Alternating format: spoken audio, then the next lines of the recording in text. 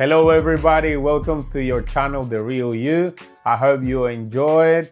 Next we've got an interview with my man Tino. Shout out to you, Tino. It was an amazing time getting to know you and hear your story. I hope you all enjoyed and learned lots from it, get inspired. That's what this channel is here for. Make sure you subscribe and I'll see you on the next episode.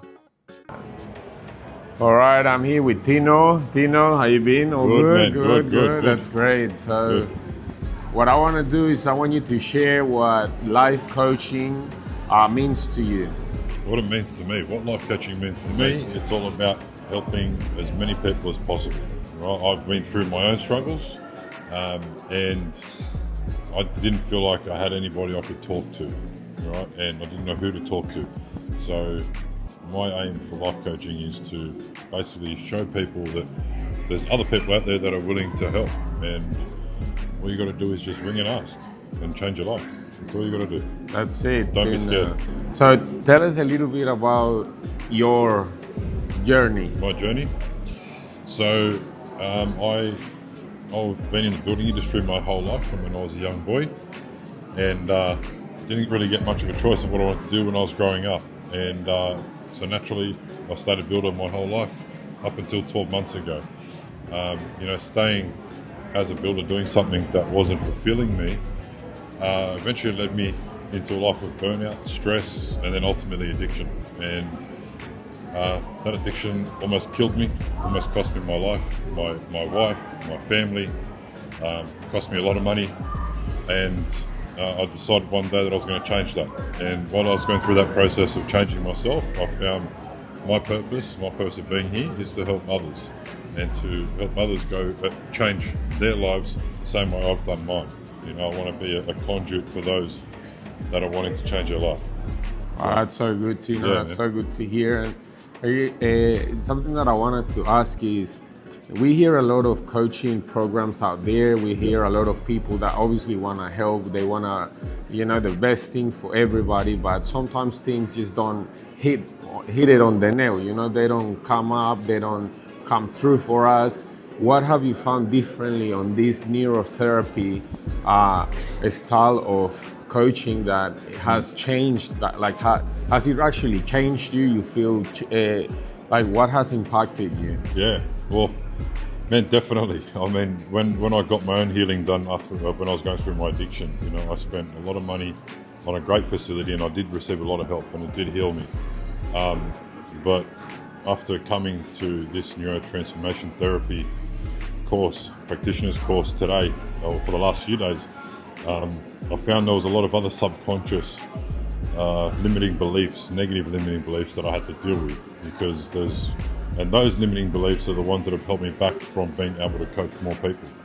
So, it's something different. I haven't done it before. It really got down into the subconscious and found things that I didn't think I had. Found other negative beliefs and negative emotions that I thought I'd got rid of 12 months ago. So, yeah, definitely something different, and highly recommend it for sure. And I'm glad to now be able to be trained in that, to be able to help others do the same thing. That's so good. And do you feel like you were tight when you first came in, like the first day? Do you feel like you were a little bit defensive? Did you let go of a lot of things? Like what? Give us a couple of examples that you felt like, okay, I didn't really want to let go, but this thing got into me and it just made it happen. Yeah. Well, I knew that one thing that was holding me back was a fear of judgment of others, right? Which is why I haven't really shared my story on social media as much. Well, you are now. Oh, I am now, right? It's out there now. And I'm glad that it is out there. And so, we obviously received a free ticket for a guest to come. I did ask a couple of people. I didn't push them. And quite frankly, I was kind of happy to come on my own, because it put me out of my comfort zone. And that's what you really need to be. You need to be out of that comfort zone in order to be able to remove that fear of judgment, right? So walking up those very stairs that are in front of us on the first day, seeing 170 people here, not knowing a single soul, really put me out of that comfort zone, out of my comfort zone, sorry. And, we had to pick a seat. I walked in there, picked a seat, sat next to people I've never met before, didn't know who they were, what their stories are, and now I've met some absolutely incredible people, and I've had to do exercises in that room there that I never thought I'd be able to do. To be honest, never once, you know. And just the relief, it's like a massive weight off my shoulders, you know. Never experienced anything like it, man. Never experienced anything like it. I could see that you are a pretty built guy. You know, it seems like you, obviously coming from the construction industry, you need to be tough.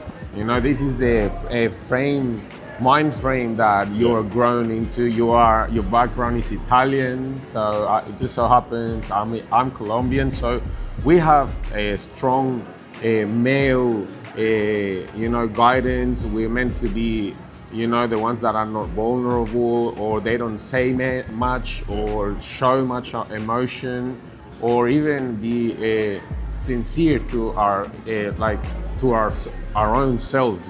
Undervaluing a lot of us and letting things just pass us by, and we just put on a face. And I feel like I can see now that there is a new guy completely. This is also something that happened to me. I felt it.